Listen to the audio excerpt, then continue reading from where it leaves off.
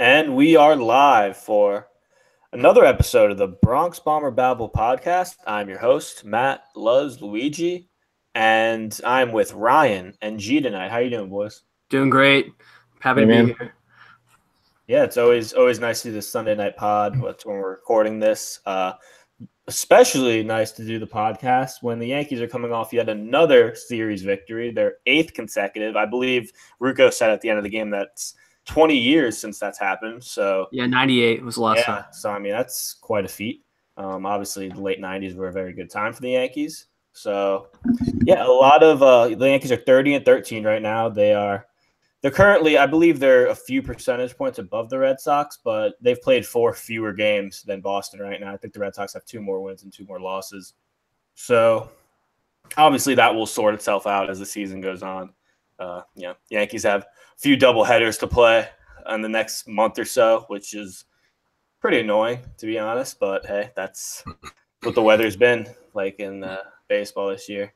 But we're going to start the show today. We're going to recap each of the 3 games from the weekend against the Royals, which started off not so good, looking like the Yankees were a bit rusty from those few days off. But the Yankees, they came back in a big way, scoring I believe 18 combined runs in on Saturday and Sunday. And the story of Sunday was none other than Sonny Gray, who really hasn't looked great all season. Like even in his 2 or 3 starts that were really good, still wasn't all that sharp. But on Sunday he brought it, man. I mean, he was absolutely phenomenal. He had, I believe, retired the first 14 hitters.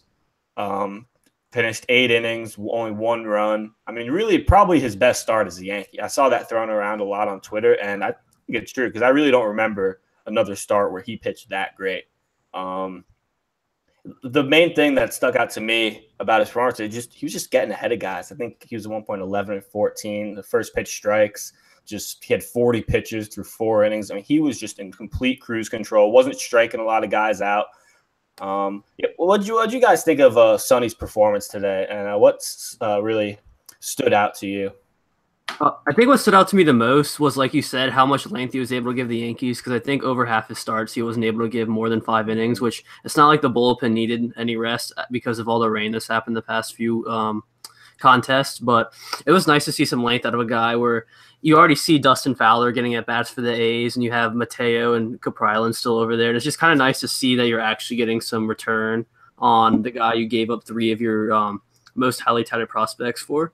I think the start, because I know I also saw it was really tossed around that this was his best start with the Yankees. It really reminds me of that start he had against the Mets last summer, if you guys remember that start, where I think he also went 8 innings, and I think he just had like 1 blemish in the 8th inning, which allowed 2 runs, and I think a certain Dylan Betances ended up blowing the game, if I remember correctly. Grand slam. Is that the game I'm thinking about? I think you're right, honestly.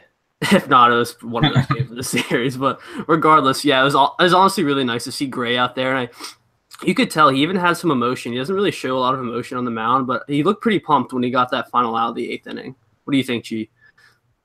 Yeah, I mean, I didn't get to watch the first couple innings, but I mean, he made it through those 8 innings on like 90-something pitches, right? I think so. That was incredible. Working very efficiently, and always nice to give the bullpen mostly a day off. I mean, we talked about a lot last time, like, his talent versus his production. And I guess we'll see, going forward. But I think it's been 3 out of 4, mostly good starts, minus the last one. So, and I think just in general, he's got good stuff, and he was pounding the zone and getting ahead of those hitters today. Like, just generally, like, good teams and good, I guess, starters beat the teams that they're better than. And he went out and, against a team that the Yankees are a better team than, and he just threw a good game and got the job done. The thing that stood out to me, another thing that stood out to me, I should say, is only 1 walk. That's always been a problem with Gray, is that he's usually not getting hit that hard. Even today, the few hits he let up were really kind of just dinks. I think he let up like 1 hard hit on the RBI single, but yeah, I mean, he was just so efficient, just not like he said. I think it was before the Boston start where they interviewed him, and he was talking about, I'm going to attack hitters, blah, blah, blah. And he just did the exact opposite. I think he had like 50 pitches through 2 innings. But this was a start where he was just going after guys. And it really, you have, because look, when you're when you're in the MLB, every team, every hitter you face is going to be good. You're a professional hitter, but man, when you're facing the Royals, who are one of the worst teams in baseball, you got to go after these guys. Like we've seen Severino do it against the Marlins and Rays, where in both those starts, I think he allowed 1 or 2 hits each. Because look, those are teams that great pitchers. That's what you do against lesser teams and teams that are struggling like the Royals. But yeah, just very nice to give the bullpen a day off because you just don't have to always use 2 or 3 of those guys. And I think Sonny, I don't think he even went 7 innings before the start, and to go 8 innings and with only 92 pitches was just phenomenal. He was on his way. I think Boone would have let him go out for the 9th if he would have had a clean 8th, but. AJ Cole came in and shut the door. Yeah, yeah. Also looked pretty good. 2 strikeouts, but they had his days probably. They had long innings. Mm-hmm. They had long innings. The 8th and the 9th, they were tacking on runs. So I feel like maybe that plus his rough, quote unquote, rough 8th. I think Boone probably saw fit to get him out of there. Honestly, I mean, often with him. Sorry. It seems like so often with him, it's just a crisis of confidence, really. Like, he could start out pounding the zone and then like a walk or a hit, and he kind of just like shrinks on the mound. But it didn't really happen today. He was just he stayed in there. He was just throwing strikes the whole time. Yeah, I agree. Let's recap the rest of the series. Friday's game was a bit ugly. Gleyber Torres, he's been so great. We talked about how smooth he's been in the field, but he had a rough go at it Friday night. He was only charged for 1 error, but, he made 2 plays really that were just, looked really bad. He was throwing a first on 1 and just, completely, I don't know what happened, but, CC started that night and really didn't pitch all that bad. He had 100 pitches, almost through 5 innings, but only gave up 4 hits, 2 earned runs. But, yeah, that game Friday night was definitely a game that you watched and just said, oh, this team looks like they haven't played baseball since Tuesday. And they hadn't. And they were, obviously there's, a lot to talk about with the Yankees getting stuck in the airport and having to sleep. That's, shouldn't happen to a major league team. I shouldn't even say especially like the Yankees. That shouldn't happen to any major league team. That shouldn't happen to any college team, to affect a game like that. But it's good to see they rebounded because that Friday game was just ugly.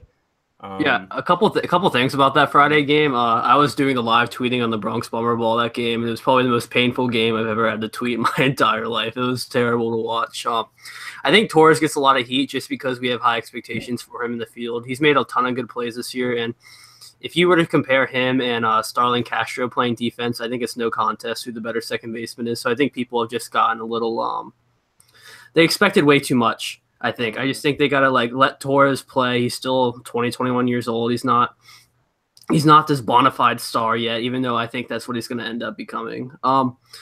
Also, Aaron Hicks had 3 hits, which that was pretty nice. He had a key series because when the Yankees called up Frazier, I definitely think that was a hey Hicks, you need to get hitting or someone's going to take your spot. So I think that was definitely good for him that he had that weekend. I'm not sure if Frazier actually caused him to hit better, but it could just be a coincidence. Yeah, we'll talk more about Clint and the whole Hicks debacle later in the show, along with a lot of other injured guys versus AAA guys versus guys who are on the roster now. It's very, very interesting times for a lot of these guys who are on the fringe. But yeah, Hicks had a big weekend, really did. Two inside the park home runs in the same season. Yeah, that's incredible, man. That really is what was it? The first time since either I think Mantle. It was Mantle, yeah. I wanted to say Joe D, but I remember it was Mantle. Just incredible. And it's still only the second month of the season. He did it a month apart. I think the first one was in Detroit, and then just doing it against KC. Yeah, he's projected to get 7 or 8 this season if my math is correct. I would say 5+ inside the park home runs at least, but. So Friday's game just wasn't a pretty one at all, but they definitely rebounded Saturday. Going into that game Saturday, that's a game where, you got Sevy on the mound. You you got Danny Duffy on the opposing hill, who has just been downright awful this year. I was so bad for him, man. Yeah, Duffy's a good pitcher. Yeah, he's a really good pitcher, but this year he's just been really bad, and he showed that on Saturday. Really, every Yankee besides Judge got a hit. It was, Hicks had 2 hits. Sanchez just had a monster game, 2 homers and a double, 3 RBIs. I mean, just that was a game where the offense really just exploded. I mean, the last 2 Saturday and Sunday's games, the offense just exploded late in the game. Just when the game was – I mean, this game Sunday was out of reach, but the game Saturday really wasn't when Stanton and Sanchez just got up and just dropped bombs. I mean, Saturday and Sunday, those 2 games were really just vintage Yankee games for this team, in my opinion, where, the pitching does its job on Saturday with Severino, struggles a bit, but the offense just piles on runs. They just drop bombs. I mean, all the home runs this weekend. I think the Yankees were 3rd in home runs during, I think, Sunday's game. I think they'll be 1st in no time, especially with Judge struggling right now. But yeah, so for Saturday's game, I wanted to ask, what did you guys think of Severino? Because this was really the first start that Severino, we've really seen him how to grind. I mean, the Boston start, he didn't pitch well in, but, that was a start he was just out early. And this was a start where he had to grind it out, and I think he did a really good job. And I think he could have went back out for the 7th because he had under 80 pitches, but, Boone made the right move and put Green in. But, yeah, what did you think of Sevy's performance on Saturday? It's it's just part of just the continued maturation of him as a starter. And it's just more and more impressive because obviously he's got great stuff and he could just go out there and throw like 99 and blow people away all day, and we wouldn't ever complain about watching that.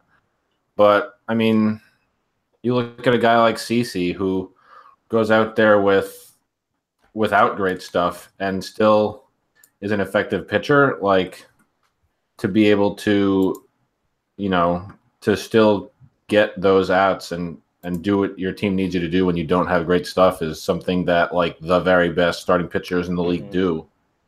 And, he was 3rd in the Cy Young voting last season. I think he definitely has the attention, of the baseball world. He's right up there, like once again, obviously early on, but he's right up in the top 5 of AL pitchers once again. Another note about this game, this was the game Clint Frazier started, went 1 for 2 with a double, 2 walks, and a run scored.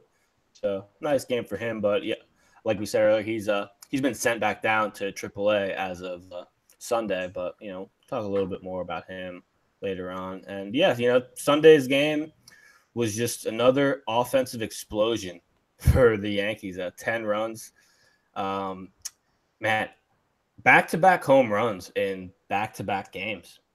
You don't see that a lot. I think the Yankees lead baseball in back-to-back games with back-to-back homers this year. But yeah, the bottom of the lineup. I mean, listen to the bottom of the lineup once you get down from 5 down. Austin was 2 for 4 with 2 home runs. Andujar was 3 for 5 with a home run. Romine 3 for 5 with a home run, 2 RBIs. And then, you have Torres, who was 1 for 5, and then Gleiber 0 for 4. But, I mean, just Romine, Andujar, and Austin carrying this team while, Stan had the 2 hits. Hicks also had a good day. But, I mean, man, Tyler Austin is just, for a guy that, I've been under the belief that, he's probably going to be sent down and kind of accepting that. I mean, he's not making it easy for the Yankees. He's a valuable bat in the lineup right now. And, I mean, he's 8 home runs right now. I believe that leads all rookies, even though it's absurd he's still a rookie. He made his debut in 2016, but that's another story. Torres in the field today, making some great plays. Like John and Susan, I don't know if a lot of our listeners probably listen to John and Susan. They always mention how every time Torres is in the lineup, he just does something positive. He just makes an impact, and it's true. I mean, he's just been the perfect utility man, especially this year. He's hitting 339. Gleiber's hitting 309 right now. He's been phenomenal. Andujar actually leads the Yankees in batting average right now at 286, despite having just that god-awful on-base percentage.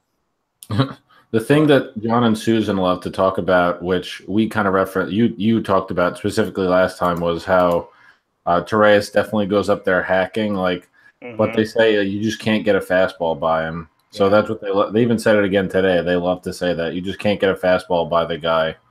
And but I mean, respect it though. You know, he comes off the bench and he's up there to hit. You know, he's not messing around. If you give him a fastball in the zone, he's gonna put his bat on it. I mean, honestly, it seems a little bit unfair though for this to be like the bottom of the lineup, where you have Torres, who's like the Yankees' best prospect, batting ninth. You have Andujar, who only has like a month. He's batting sixth, but he's still hitting 286 because you have all these. The top five in the lineup is just so deep that you have these, pretty darn good players batting in the bottom of the lineup. It's just not fair. Yeah. Really, though, the bottom of the lineup has just been great. And I think that, Gardner and Hicks have kind of been the two leadoff hitters for the past week. That's who Boone's been putting in there. And I know it's still early. I know he's barely has been in the majors for a month, but I think you really have to start looking at possibly putting Gleiber in the leadoff spot. I was somebody who wanted Judge in leadoff spot, but it looks like Judge is going to be in the 2-hole for the foreseeable future. But yeah, I mean, Gleiber might be that perfect leadoff hitter because Boone had a quote, I think yesterday it was on Saturday, that he really doesn't look at batting average. He looks at on base percentage and at bats, and I agree with that, but putting Gardner and Hicks at the leadoff spot, even Hicks after this weekend, his average still isn't that great. His average is still 250, and Gardner's is still 225. So both those guys really aren't your ideal leadoff hitters if that's what they're going to be at. I mean, in context though, Hicks had, I think, 7 for 12 for the series or something like that. Oh, yeah, I was about to say, Hicks, just a few days ago, he was batting like 210, so 250, and even Giancarlo too. We were giving him crap for the whole month, but now he's up to 260. So a couple of these guys are starting to creep up. Yeah. Yeah, I think it's pretty scary that this Yankees team can have so many guys struggling at any given moment, yet still be beating the absolute crap out of teams. Like they won today, 10-1, and Judge went 0 for 4. I mean, Stanton kept the ball in the ballpark, and like Matt was saying, Gleyber Torres, who's been arguably one of the best hitters on the team and is their top prospect, also dropped the donuts. And then, of course, they're the best shortstop in baseball is 1 for 46 right now. So, I mean, it's just absolutely perplexing to me how the Yankees can put anyone in the lineup, anyone can step up. I know you were upset, Luigi, that Sanchez wasn't in the lineup, and you have Romine coming 3 for 5, and he drops a bomb. Like, if anyone would have guessed when they saw the lineup that Romine was going to get 3 hits and take the ball deep, I don't think anyone would have been on your side. Oh, absolutely not. On the year, he's batting 326. Yeah, Romine, he's been phenomenal at the plate this year, and obviously he's always solid behind the plate. But him hitting 326 and jacking out his first homer of the year is always a bonus. Many more to come. I mean, the fact that Andujar hits one, ball looked like a line drive that was just going to one-hop the wall. That gets out. And Romine hits one out just a dead center. And then Torres hit one to the warning track. Yeah, for a second I said, no way. Did Torres just hit it out dead center? But did you hear Sterling's call on Andujar's home run? Did you ever hear that? I didn't. Yeah, it was funny. When it was hit, because I was watching some of the highlights since I didn't get to watch the game today because of work. He was like, Andujar hits the ball, looks like it's going to go into the gap, and then it gets over the wall. He's like, oh my goodness, that ball somehow got over the wall. Like he was so he was shell-shocked. The pitcher was shocked too. The pitcher couldn't believe that got out. It wasn't a Yankee cheap shot home run either. It was like right center field in Royals Ballpark, which isn't the most friendly hitters park in the first home run Austin hit, I think was 443. That was a bomb. I mean, he just mashed that ball. I was listening to that at the game at that point. Yeah, I got a question about that actually. So everyone was saying that Ryan Ruocco's something happened with his voice, but I watched the highlights. And I didn't hear anything. I have to go back and listen. I guess maybe like his voice cracked or like he lost his voice. Or maybe something. They cut it out in the highlight, but I couldn't really find it when I was watching it. Or maybe I was listening on the radio at that point, so I didn't hear what everyone was talking about. But yeah, I saw a few people mention that. Yeah. I tweeted this out and we were tweeting over the weekend. Yeah, like Ruocco, I really enjoy. I think we all do really enjoy Ruocco in the booth. It's always a nice change. He's going to be announcing the 3 games versus the Rangers as well. I'm not sure who he's going to be with for those 3 games. I assume it'd be Cone again, since it's I was about to say, I'm not sure if it'll be Cone or road trip squad. Maybe Ken Singleton will make a guest appearance. I could see that. I was about to say, like, a lot of times I feel like even if it's like series from series, they'll like switch it up. But yeah, I mean, I really like Ruocco and Luth. Not everyone feels that. It's so weird with the announcers. I always find it like interesting how there's always at least, no matter what announcer you find, there's at least 20 or 30% of people that hate him. You know, like not even Michael Kay, just like among all sports, there's always people that just hate announcers. And I don't know. It's just like I tend to be someone that someone that enjoys most announcers. Like I usually don't have a problem with too many announcers. I've always been always been a huge fan of Ruocco, no matter if he's doing like Yankees or basketball or whatever. I think. Yeah, I was about to say that's the thing about Ruocco. You know, I think the game was he announcing? Was it one of the Jazz games? He did a Cavs game that was really good. Yeah, like a couple weeks ago. Yeah, I've heard him. You know, not for basketball games. So yeah, and I also really enjoy him on the podcast with CC. And yeah, looking forward to more Ruocco in the next few days. Fun little stat about Austin Romine, who's been in the major leagues for parts of 6 seasons, hit his 8th career home run today. Muscle show. I mean, had to be the deepest one he's hit, right? That ball was like dead center, pretty well back. That was a no-brainer when I saw it off his bat. Yeah, I was like, wow, ball's no doubter. Ball's crushed. You know, a couple of the guys that sat today. Look, I know it worked out perfectly, but it annoys me that Gary Sanchez was sat the day after he hits 2 home runs. Like, look, I'm not someone that is just like the moment a guy has a good game that you have to promote him, you have to move him up in the lineup. Like, no, but I mean, a guy hits 2 home runs in a day. He's feeling it. You know, you should probably play that guy the next game. You know, important game. Yeah, it's I get not catching him, but just put him at DH. I mean, Gary Sanchez could have gone deep again today. I mean, that guy, he's feeling it. You know, when Gary's feeling it, you just got to keep putting him out there. And it also annoys me that I know it worked out today, and I know Sonny Gray had a phenomenal game, but I just don't like the fact that Gary Sanchez has to have an off day when Sonny Gray is pitching. You know, like I would preferably like Gary Sanchez to have an off day when Gary Sanchez needs an off day, not just when Sonny Gray is pitching. I'm going to throw something at you real quick, Luigi. I think it kind of worked out because Sanchez probably wasn't going to catch because it was a night game after a day game. Or a day game after a night game, so he probably wouldn't have caught today anyways. Oh, no, absolutely. And they weren't going to – I mean, honestly, what I would have done is I would have DH'd Gary and put Stanton in left and sat Gardner. That's what I would have done because I agree with you. I think they should have kept Stanton or Gary's bat in the lineup.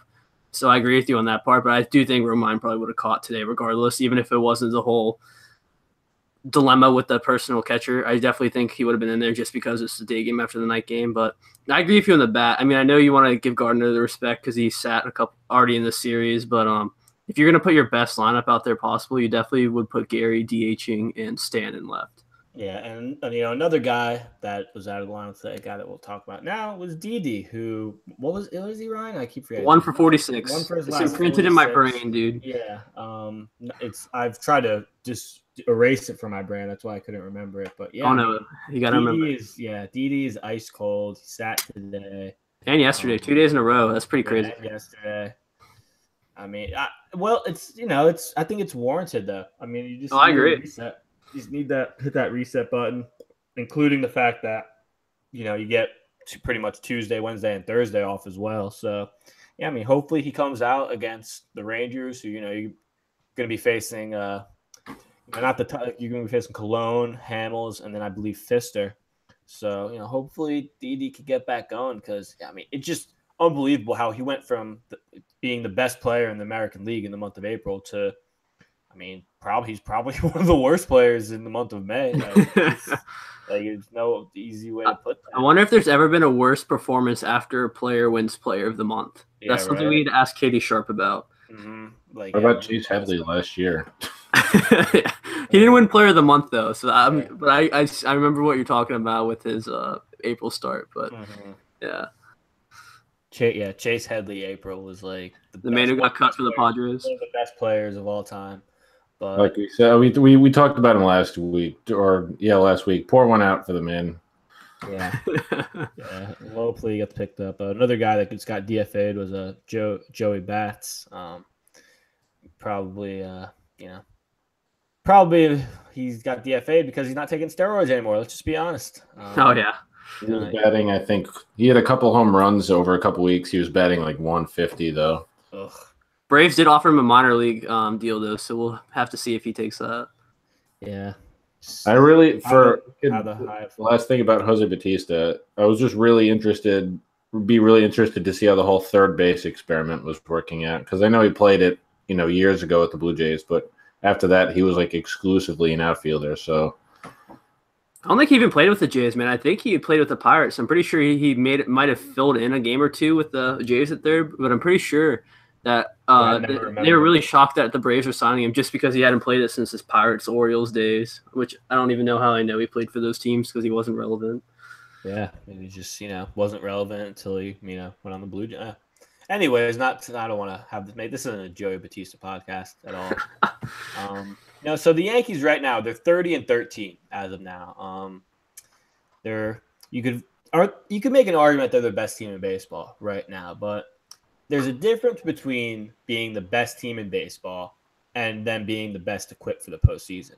And I still think a team like the Astros is like the team that's best equipped for the postseason, but the Yankees right now in the regular season, I think, are going to end up with the best record because offense translates more to the regular season baseball than it does postseason baseball, if that makes sense. Because in regular season baseball, you're going to be facing a lot of number 4 and 5s, and the offense is just going to take advantage. Offense like the Yankees is just going to take advantage of that. But the postseason, you're going to be seeing mostly 1s and 2s, and the game goes to the pitchers a lot more.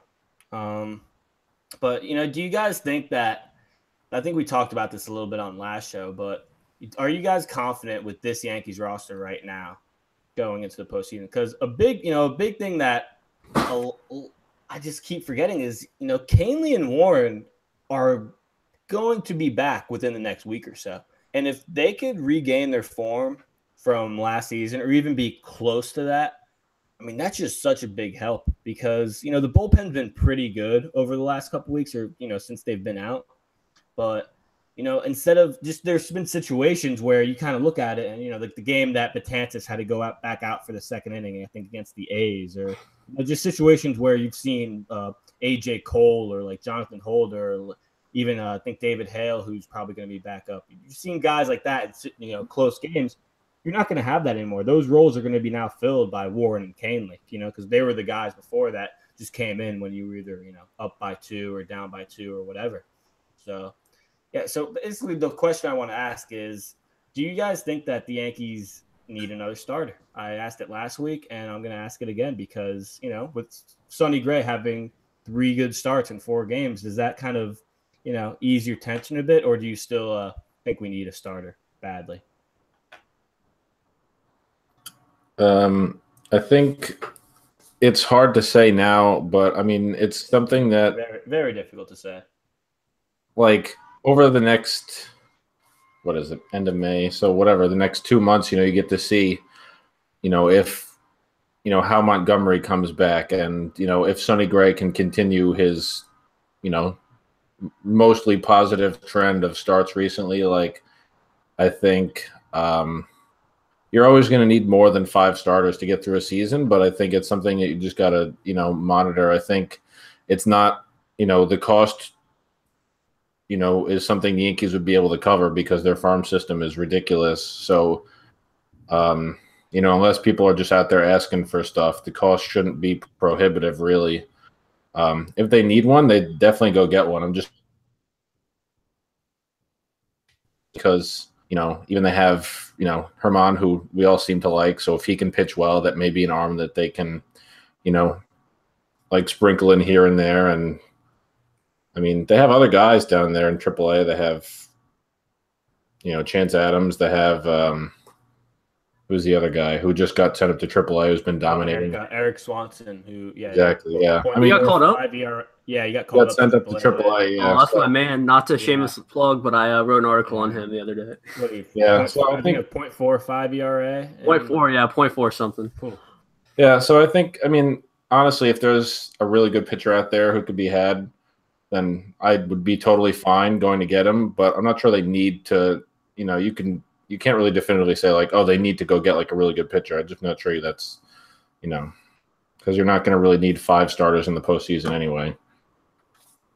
Yeah, I think my biggest issue with it is just the Astros. I was a little bit worried about how the Yankees offense would hold up against the Astros historically good pitching, but then when that series happened where the Yankees like grinded out Morton and Verlander and McCullers and Keuchel, and they got enough runs to win 3 out of 4 games. So I'm not really worried about that. I'm just more worried about how the Yankees pitching would hold up against the Astros offense in 7 games again, because we definitely saw a couple instances where it didn't work out for the Yankees in last year's ALCS. But the struggle with the Yankees pitching staff is that they don't have a lot of bad starters. They just don't have a lot of great starters. So it's like obviously like you can make a trade for a Cole Hamels or Chris Archer or someone of that nature. But who do you really take out? Like, I mean, you could send Monty to the bullpen. I mean, sometimes an injury will happen and it'll work itself out, but there's not like, oh my gosh, the Yankees haven't no 5th starter. We have to get a starting pitcher. Like you have Swanson in the minors, you have Chance Adams, Justice Sheffield, and then on the major league roster, you have, I hate to say it, but you have Sessa, Herman, Montgomery. So it's not like the Yankees don't have starting pitching. It's whether because I think at this point, everyone can agree it's probably going to be a Yankees-Astros ALCS. It's just, do you think the Yankees rotation could beat the Astros in 7 games? No, I really don't. I don't think that Severino was, I know he had that terrible wild card start, but he's still a young guy. He's still going to be only 24 in the postseason, and that if Garrett Cole, Verlander, Cole, Keuchel, I mean that's brutal. And then you have Morton and McCullers. Considering the fact, I'll probably put McCullers in the bullpen, so it'll probably just be those 4, but. Yeah, I don't have confidence with the Yankees rotation against that rotation. Sure, things can even out. And if that series last year, what was it all about? It was about home field advantage. If the Yankees have a better record than the Astros and game 6 and 7 are at Yankee Stadium, who knows? Maybe that series turns out differently. But look, in terms of rotation versus rotation, I'm not going to feel comfortable with the Yankees rotation versus the Astros rotation until they get another number 1 or 2 pitcher. But I've been a guy. Look, I wrote an article about it. I've been saying it for the last month or so. I want the Yankees to get Bumgarner badly. He's starting to throw again. People have mentioned that he's had injuries the last 2 years. The year before, he had a freak injury with the motorcycle, and this year was another freak injury, getting hit with a foul ball. But if he comes back, I think he's scheduled to come back in a few weeks, I believe. It's pretty close. Yeah, if he comes back, let's say he has 7-8 starts, his ERA is under 3, looks good. I think the Yankees should make a trade for him because, I don't know the Giants' record off the bat right now. They're a 500 team. I think they're 3rd place. Look, I just if the Giants continue on the trend they're at, they're going to be give or take 3 or 4 games either under or above 500. And I know the Dodgers have been awful, and that's really one of the biggest stories of baseball this year. But I'm still somebody that thinks that the Dodgers, well, at least I'm not sure if they're going to make the playoffs at this point, but I think they're going to at least get back to being a 500-plus team, and they're going to take a lot of wins away from the Giants. But, yeah, I think that they need Cole Hamels. That's really not, the ideal name you want. There's a few other guys that I'd much rather have than Hamels. But, yeah, I think the Yankees definitely need to make a move for a starter. And, we said it on last show. And, I know a lot of people like Montgomery, but I wouldn't be opposed to trading away Montgomery because I think Montgomery could be a good trade piece for a guy that he's over a season and a half in the bigs has proven to be a pretty good pitcher. Montgomery, I think I'd be fine with losing him if it meant getting a starting pitcher. But if I was going to trade Montgomery, seems like he can be a quality big league starter, then I'd much rather get someone who's not 35 like Cole Hamels or Mad Bum obviously has a lot of. I think Mad Bum's 28 arm too, but I think just for the rotation, when you think about how it would line up in a 7-game series, for the Astros, you'd see Verlander at least twice. You'd see, Morton probably twice or whoever. You'd definitely see Garrett Cole twice. For the Yankees, you would see, probably Severino twice, or however many times they feel comfortable throwing him in a 7-game series. I guess you'd probably see Tanaka twice too, and then after that, who would it be? I really don't know who you would rely upon. CC, we don't know how he's going to be holding up because, God bless him, he's pretty old. But after those two guys, who would you rely on when you needed to keep going back to that well? Yeah, I agree. So yeah, that's that issue is going to be hashed out. I have full confidence that the Ninja himself, Brian Cashman, is going to make a very good deal in the summer for a starting pitcher. But a guy that a lot of Yankee fans love and a lot of Yankee fans hate, a guy that has some very mysterious tweets. It had a brief visit with the Yankees this weekend. Clint Frazier, Red Thunder. He was a Yankee for the weekend, but he's been sent down as of Sunday. He's going back to AAA. They basically just used him Saturday. Got a double, got a run, got a couple walks. But, Clint's role with this team, it's very, very interesting. We talked about how Hicks had a big weekend, and a lot of people were thinking like, hey, Hicks heard the footsteps. He saw Frazier in the dugout and said, "Oh shit, I got to start hitting. I got to start doing something." He did, but that was all part of the plan. Yeah, exactly. But what's Clint's role with his team? Because I think that's one simple answer. And I think there's one obvious answer. It's the elephant in the room. Probably going to be like that top name in a trade package, right? I mean, that's probably if the Yankees we keep talking about this looming trade for a starting pitcher that is this unidentified starting pitcher. It's like most likely Clint's going to be in that trade. We thought he was going to be in the Sonny Gray trade last year. I know I did. I was convinced Clint was in that trade for Gray last year, but I don't think he's going to be so lucky this year. I think he's going to be getting shipped out if the Yanks make a trade. What do you guys think? I think it's kind of unfair to Clint at this point. I think he's proven that he's conquered AAA, considering he's a 300 hitter there and was hitting balls out left and right after not playing for the first month of the season. Never mind all he accomplished last year. But I agree with you. I don't get, maybe there's something the Yankees don't like about him that we're not really aware of. But I mean, he's just an unlucky player of circumstance, I think. You almost feel bad for the guy. You kind of wish he could have his chance. I mean, he comes up, draws 2 nice walks, and hits a double. He has an OPS of 1750, if I'm reading this correctly, and you get sent down. Like, Frazier said himself that he wanted just one game to prove himself before he got sent back down or had to see a bench roll, and he had it, and he did everything I thought he could, and it's just an unfortunate circumstance. I would have to agree with you. I don't think that he will be in a Yankees uniform come 3 or 4 months from now, whether it's he was in a trade for a stud starting pitcher or whatever the reason. But I'm kind of with you on this one, Luigi. Mm-hmm. I thoughts on the Red Thunder? It's hard. I mean, so I wrote obviously the Brett Gardner piece last week when he was, batting under 200, and I'm kind of still with what I said in that, like, it's hard now because, they have all these great players all over the place, and there's not like an obvious role, and they're not just going to give up on Gardner, who's been, a good player for them for a decade. But, Brett Gardner's still only batting 220. It's not like he's, he had that big game against Boston at Yankee Stadium, but he's not, he's not back to just tearing the cover off the ball.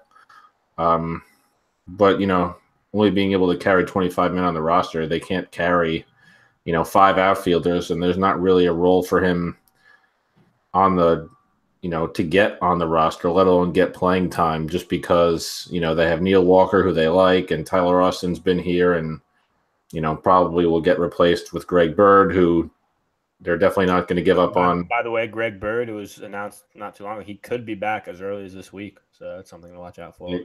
I definitely feel bad for Clint Frazier, but I'm just I would love for them to, at least hang on to him through the end of this season, even if it meant that he kind of had to, tough it out in AAA, which he's definitely, I think, ready to move beyond. Mm-hmm. If, what they do with Gardner moving forward after this year is definitely going to, if they move on from Brett Gardner and they still don't give him a shot, then obviously he's not in their plans. But I would love to see him stick around and hopefully get a shot maybe next year. But I don't know how likely that is. I think he's too good of a player to just, to not get a shot. For me, the question with Gardner is more moving him down in the lineup and making him in the bottom of the lineup. Because I don't think what they do with Gardner after this year. That's another question. But Gardner is going to be in the lineup for the rest of the season. He works good at bats. He still has an on-base percentage close to 350. He's a guy that needs to be in line. And same with Hicks. A lot of people were calling for Hicks for Frazier to start over Hicks, and it's just so hard to ask a guy like Clint, a young player, to just do what Hicks does, because Hicks is just such a great outfielder. And there's no guarantee that Clint would come up and do as well as Hicks at the plate. Yeah, sure, he could do much better, but there's a good chance that he doesn't do as well as that. I believe Clint last year, his average was around 220. So it's it was pretty close to 240, I think, but yeah, but regardless, Hicks, just the defensive production alone, in my opinion, is just enough for Gardner and Hicks to be fixtures in the outfield. Especially for now. I don't know. I just don't see a spot for Clint on this team. Especially with the team winning, you don't really want to mess up the mojo that's going on right now.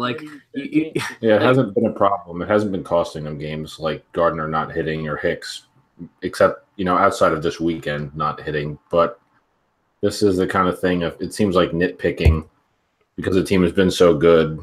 It's an embarrassment of riches. Yeah, and let's move on to another nitpicking / embarrassment of riches issue. This is really the pinnacle of embarrassment of riches.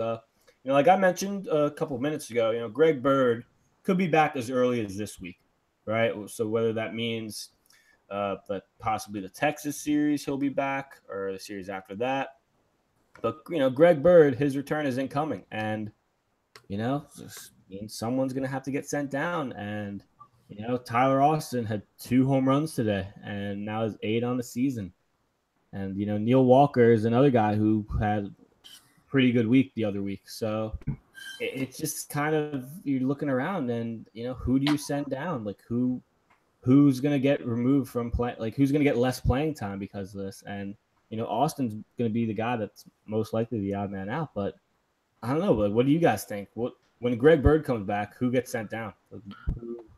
I'm still kind of convinced that it's going to be Austin, even though he hit the 8 homers. It's just kind of the unfortunate. I would have said a month ago from today that it would have been Walker without a doubt after his dreadful start. But I just think his veteran presence and his niche for the clutch, I just think he's one of those guys that every championship team needs, if you know what I'm talking about. Yeah, in some kind of capacity, he can play all over the place. Mm-hmm. Walker, he's been overall, even though he's had some good moments, Walker, and even though it seems like every time the Yankees have a rally, he's involved in it. Mm-hmm.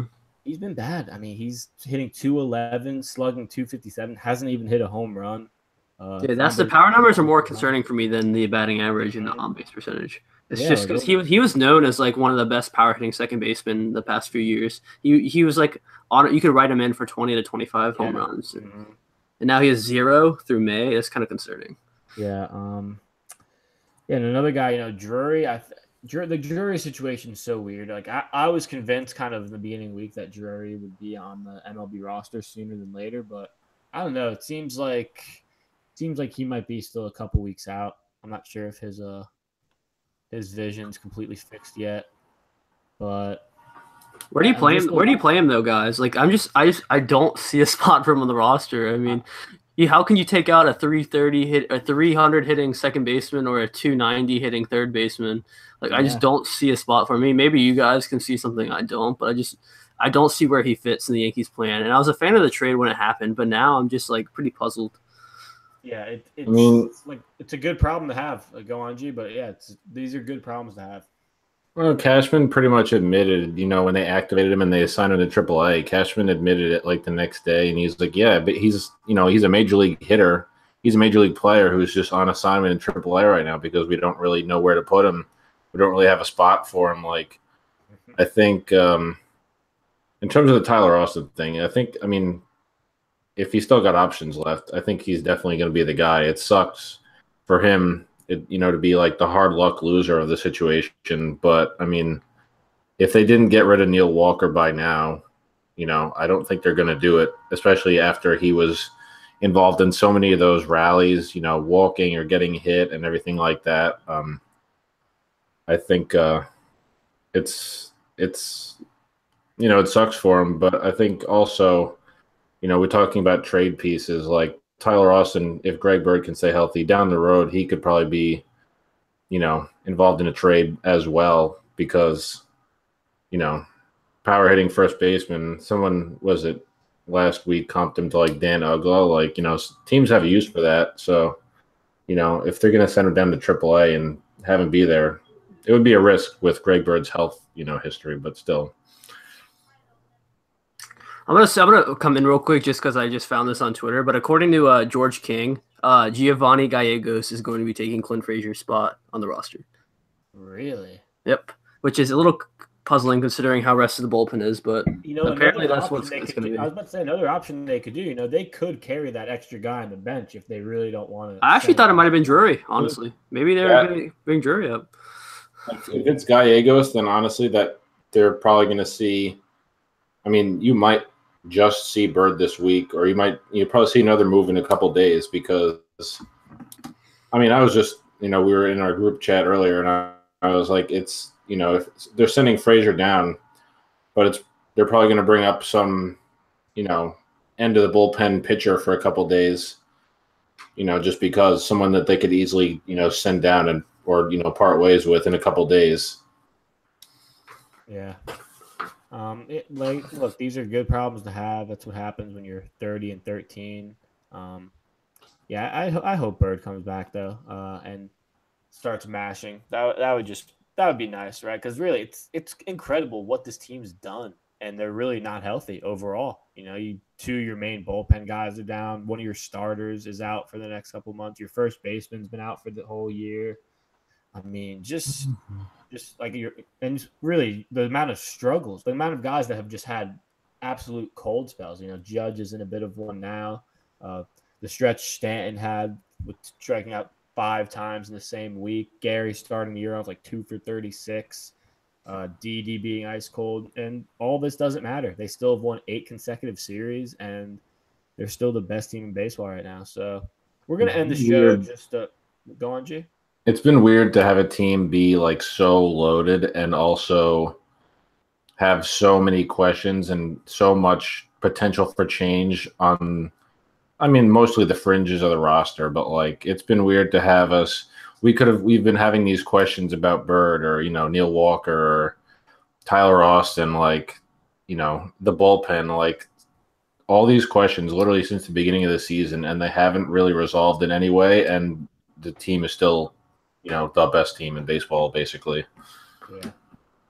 Yeah, it's nice. It really is nice. So the Yankees, after that brutal stretch they had against all those great teams, series which they won, sure, but it was still a brutal stretch. They faced the Royals, who are just a really bad team, and now they face another team that's also had a rough go at things. The Rangers aren't as bad as the Royals. They actually are much more talented than the Royals, but bottom line is they've been very bad so far this season.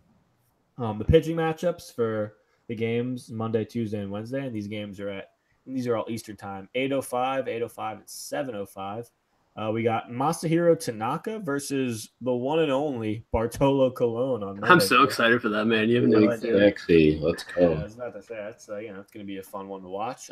Herman gets the ball Tuesday night against possible Yankee trade target Cole Hamels. Be a good audition. And then Wednesday night we'll have CC Sabathia versus Doug Fister. So we think the Yankees should they should have the starting pitching matchup advantage in 2 or 3 of those starts. So, Hamels obviously over Herman, but it should be another good chance for the Yankees to win a series, get their 9th consecutive series win. To not lose a series, to win 8 series in a row is just such a great feat. I mean, like you really can't say enough about it, especially the way they've won, especially the teams they've beaten. But yeah, Bartolo Colon tomorrow, Monday night. I mean, really, man, I'm hyped for that. Do you guys see how he literally took a ball like off his belly the other day, and he kind of walked it off, and basically, laughed about it after the game. It was 101 miles per hour. It wasn't a cheap shot. God, yeah. How old is he now? 43. 44, I think. 44. I'll Google it real quick. Yeah, Google's always our friend in that situation. He is 44 and turning 45. His birthday will actually be, I think, the third game of the series or the day after. Credit to the Yankees for giving him his restart, whatever it was, back in 2012. Yeah, seriously. Yeah, the Yankees brought him back. Yeah, stem cells and everything. The Rangers right now overall, they're 18-30. They're 7-16 at home this season. That's brutal. Oh my god. They're 11-14 on the road, which is actually not a bad road record. It's weird. Honestly, I mean it's almost a thing. Get this. This is something I noticed looking at the standings yesterday. Listen to the AL West teams' home record and away record. The Astros are 13-11 at home, 16-7 on the road. Mariners 12-10 at home, 15-9 on the road. Angels 12-17 at home, 14-4 on the road. Oh my god. 11-9 at home, 14-13 on the road, and then Rangers 7-16, 11-14. So almost every team besides the A's is better on the road right now than at home, and it's significantly 16-7 to 13, 14-4 to 12-17 is just ridiculous. I know it's still early, but my god, 14 of 18 road wins is pretty impressive. According to the CBS Sports app that I'm checking right now, the Rangers, I know, straight from the source, the Rangers lineup today, I mean, Nomar Mazara, is a good young player. He's probably their best player, but the Rangers rolled out a lineup today with 4 players batting under 100. Who are they? Let's see. There is Carlos Perez, catcher, Rougned Odor, second baseman. Wow. Only thing he hit is Jose Bautista's face. I was about to say. His average last year was awful, too, I remember. He was hitting almost 200 last year pretty late. He was supposed to be a top prospect. At this point, it really doesn't look like it's going to happen for him. But, I mean, he'll always have that punch to the face of Jose Bautista. He's got a future in boxing. Have Ryan Rua, left fielder, and then, let's see, Joey Gallo, he has 13 home runs. He's batting $199. So, jeez. Yeah, it's not great. It's not pretty. Hopefully Tanaka can go out and throw a gem up for old time's sake. All right. I think that's back to back. I always love when Tanaka throws on a Tuesday. You get the Tanaka Tuesday. I think this is 2 straight weeks where he's either throwing on a Monday or Wednesday. Just Masahiro Monday. Yeah, Masa Mondays. But yeah, that's really all we got today. Good times. It's always nice to do podcasts, coming off wins. You always feel a lot better. Never feels good to do it. I feel like the first few podcasts we did, once the season started, they were mostly, yeah, exactly. It was just us ranting because it was always coming off a brutal loss or just, Dylan Betances not a 2-inning pitcher, booed. What are you doing? Mm-hmm. David Robertson blew the Easter game. Yeah, exactly. David Robertson ruined Easter. But hopefully the Yankees just continue to roll and tie. They're technically ahead of the Red Sox right now in terms of the tiebreaker, but really tied for the AL East lead. It's shaping up to be just a 2-horse race down the stretch with them and the Red Sox. But we'll see how things go. Who knows? Maybe Greg Bird comes back this week and out homers Gary Sanchez, right? Hot take. One of our writers predicted at the beginning of the season, which we're still holding him to, even though Greg Bird has still not played a game of baseball. Who was that? Who said that? I think it was Andrew. I believe it was Andrew. It was. I was about to say I never usually like to name names because if I get it wrong, then it's just it's just not good. But hey, Luigi, can we do before we end the show? I say each one of us does a bold take for this next week. I think all 3 of us drop one. I like it. Off the top of the head. So off the top of the head, but I will give you that they're playing the Rangers and Angels this week. Hmm. And is it in? It's in the series against the Angels will be in Yankee Stadium. So, hot take for the week. I think the Yankees win both these. I think they win both these series, but I think they take 2 or 3 from the Rangers, and I say they sweep the Angels. Even though the Angels have been red hot on the road all year, they've one of the best road teams in baseball. I think they sweep the Angels because Sevy, Gray, and Tanaka are scheduled to pitch for the Angels, and I have confidence in all of them having great starts. With that, about you, G? Just I guess before I get my actual take in, what's his name? Ohtani pitched yesterday, I think. He's pitching at Yankee Stadium, dude. I am so excited for that. I was about to say, does he pitch on Sundays? Is that his thing? Like he pitches on Sundays or now? It might actually work out where Ohtani faces Tanaka on Sunday, like the pitching matchup. That's right. That would be crazy. He's either gonna face Gray or Tanaka by my math. I'm glad you said that. That would be an epic showdown. I'm pretty sure he pitches once a week and it's on Sundays. Like I haven't been following Ohtani that closely, but I think I know that about him. It's been all good really for Ohtani. That's something definitely for the hashtag next pod. Hashtag next pod. Yeah, absolutely. I think so I said on the last show that the Giancarlo hot streak was coming, and I think it's kind of coming. So that's he had a couple home runs, he had a couple multi-hit games, so I'm gonna shamelessly pat myself on the back for that one. You're gonna slowly pat yourself on the back while looking around. I think I got that. I think we will get Greg Bird this week, and I think he'll hit a home run sooner rather than later. Off of Ohtani. That's your take. Okay. No. If you want a hot take, I think Didi will hit a home run within the next couple games. Let's just focus on hits right now. Yeah, let's get the ball in some grass before we talk about out of the ballpark. Bat ball. All right, Ryan, what's your hot take? Well, I was going to say something about Didi, but I think Matt kind of stole my thunder on that. I was going to say Didi breaks out this week, but I think my hot take is going to be that Tyler Austin, in a frenzy for his job, has another multi-homer game. Wow. And he'll have double-digit homers by the time our next pod happens. Wow, that's a lot of bold takes. So I said the Yankees take 5 of 6 this week, which would put them at 35-14. That would be a nice record to have. I'm with you. I think they take 5 of 6. I think they're more likely to sweep the Rangers and the Angels, but I could definitely see the Rangers stealing a game and then the Yankees just obliterating the Angels in the Bronx. Yeah, because I know we're only talking about this week, but starting Monday on Memorial. Oh yeah, I'm looking at it right now. The Astros, 3-game set, and whoever the Astros roll out on the mound, it's going to be a good pitcher. Mm-hmm. I believe right now the Sunday night baseball game right now is Astros Indians. McCullers had a no-hitter through 5, so yeah, that's the Astros starting rotation just continues to be surprisingly good, and yeah, 3 pitches under 2 ERA. Yeah, that's absurd. Phenomenal. Yeah. Obviously, we've seen all the debates and all the suspicions about all the Astros pitchers all of a sudden having miraculous. Something's in the water. Something in the water. Who knows, right? Who knows? But all I know is that they're really damn good, and they're a problem.